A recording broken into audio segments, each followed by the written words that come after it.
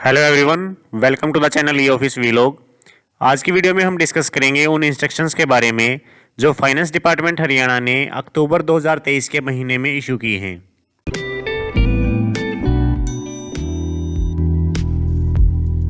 अक्टूबर महीने की finance department की सबसे पहली इंस्ट्रक्शन है पीएसी ऑडिट रिपोर्ट के बारे में। पीएसी का आपको पता भी होगा, पब्लिक अकाउंट्स कमेटी। ये विधानसभा या लोकसभा लेवल पर होती है। ये विधानसभा है जो हरियाणा की, उसकी जो पब्लिक अकाउंट्स कमेटी है उसने ये रिपोर्ट जारी की है। 88th रिपोर्ट है ये। इसमें बताया गया है कि डिपार्टमेंट्स के द्वारा एक्स्ट्रा एक्सपेंडिचर किया गया है ग्रांट्स और अप्रोप्रिएशंस पर। तो उसके दो रीज़न बताए हैं इसने। पहला कि ट्रेजरी ऑफिसर्स के लेवल पर बजट कंट्रोल नहीं किया गया। दूसरा, जो हमारा प्रिंसिपल अकाउंटेंट जनरल का ऑफिस होता है उसके साथ रिकन्सिलेशन नहीं किया गया एक्सपेंडिचर फिगर्स का। तो ये दो रीज़न हैं। इसके बारे में फिर इंस्ट्रक्शंस इशू किए हैं फाइनेंस डिपार्टमेंट ने कि जो फाइनेंस डिपार्टमेंट की इंस्ट्रक्शंस हैं जो टाइम टू टाइम इशू होती हैं, जैसे कि 2001 की और 2002 की इंस्ट्रक्शन है, इनकी स्ट्रिक्ट कंप्लाइंस की जाए ताकि बजट पर कंट्रोल किया जा सके।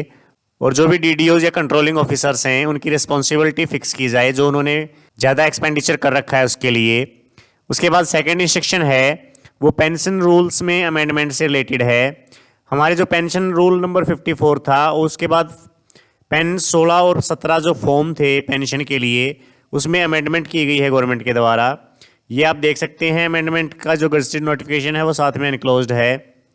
पेंशन रूल्स में जो रूल नंबर 54 था उसको इस रूल से सब्स्टिट्यूट किया गया है। और जो हमारे फॉर्म पेन 16 और 17 थे उसमें पेन 16 में सीरियल नंबर 24 के बाद 24A कॉलम इंसर्ट किया गया है। ऐसे ही पेन 17 में सीरियल नंबर 27 के बाद 27A इंसर्ट किया गया है। तो ये 3 अमेंडमेंट्स हैं पेंशन रूल्स में, इनको आप देख सकते हैं। इसके बाद जो नेक्स्ट इंस्ट्रक्शन है वो एडहोक रिलीफ कट से रिलेटेड एक CWP था, उसको हाई कोर्ट ने डिसमिस कर दिया था। और उससे रिलेटेड कई CWPs या फिर LPAs थी जो अपील डाली गई थी, उनको भी हाई कोर्ट ने डिसमिस कर दिया है। इसमें फाइनेंस डिपार्टमेंट ने उन सभी कोर्ट केसेस की लिस्ट दी है साथ में जो जो डिसमिस किए गए हैं हाई कोर्ट के द्वारा।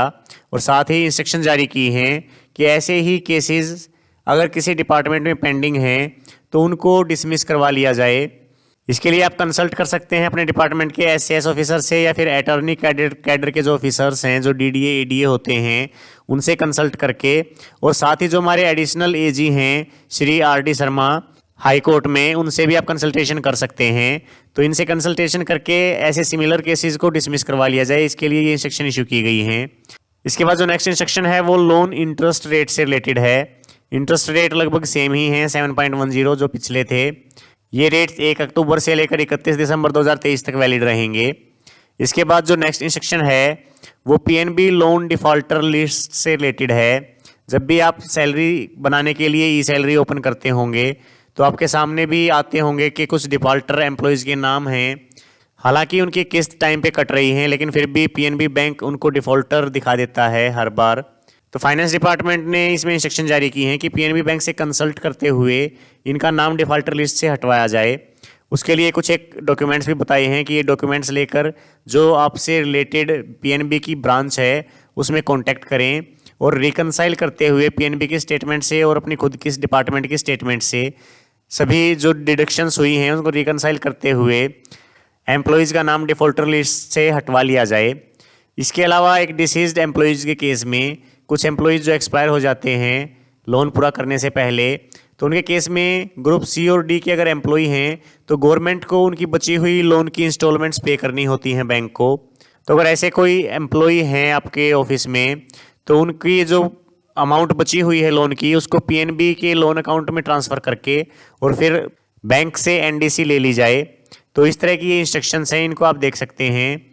इसके बाद जो नेक्स्ट इंस्ट्रक्शन है वो अभी जो हमारा DA बढ़ाया गया था गवर्नमेंट के द्वारा उससे रिलेटेड हैं। 42% से 46% DA कर दिया गया था 1 जुलाई 2023 से। उसके बाद जो नेक्स्ट इंस्ट्रक्शन है वो सेम इंस्ट्रक्शन पेंशनर से रिलेटेड है। पेंशनर का भी DA बढ़ा दिया था गवर्नमेंट ने। इसके बाद जो नेक्स्ट इंस्ट्रक्शन है वो फेस्टिवल एडवांस से रिलेटेड है। फेस्टिवल एडवांस आपने अभी तक दे दिया होगा सभी एम्प्लॉयज़ को जिन्होंने भी अप्लाई किया होगा। ग्रुप D के एम्प्लॉयज़ को दिया जाता है फेस्टिवल एडवांस। इसके बाद जो लास्ट इंस्ट्रक्शन है अक्टूबर महीने की वो प्रिपरेशन ऑफ बजट एस्टिमेट से रिलेटेड है। 30 नवंबर तक सभी डिपार्टमेंट्स को बजट एस्टिमेट भेजने हैं फाइनेंस डिपार्टमेंट को। उसके लिए कुछ इंस्ट्रक्शंस इशू की हैं। 17 पेज की इंस्ट्रक्शन है, इनको आप डिटेल में पढ़ सकते हैं। वैसे जो आपको बजट एस्टिमेट भेजना होता है वो बजट मैनुअल के चैप्टर 3, 4 एंड 5 के अकॉर्डिंग बनाकर भेजना होता है। इसके अलावा भी कुछ एक इंस्ट्रक्शन हर साल फाइनेंस डिपार्टमेंट इशू करता है और उनके अकॉर्डिंग ही आपको बजट एस्टिमेट बनाना होता है। इसमें BM2 और BM10 भी फिल करके आपको देना होता है। अब बजट एस्टिमेट्स को भी ऑनलाइन कर दिया गया है, तो जो BAMS हरियाणा का पोर्टल है उस पर आप लॉगिन करके इसको ऑनलाइन कर सकते हैं और हार्ड कॉपी फिर फाइनेंस डिपार्टमेंट में सबमिट करवा सकते हैं। अगर आप बजट एस्टिमेट तैयार करते हैं तो इन इंस्ट्रक्शंस को आप डिटेल में पढ़ सकते हैं। तो ये कुछ इंस्ट्रक्शंस थे जो फाइनेंस डिपार्टमेंट हरियाणा ने अक्टूबर 2023 के महीने में इशू की हैं। इसके अलावा भी अगर आपको किसी और इंस्ट्रक्शन का पता है तो कमेंट करके ज़रूर बताएं। अगर आप चैनल पर नए हैं तो चैनल को सब्सक्राइब करें। आज की वीडियो में बस इतना ही, फिर मिलते हैं नेक्स्ट वीडियो के साथ। तब तक के लिए जय हिंद।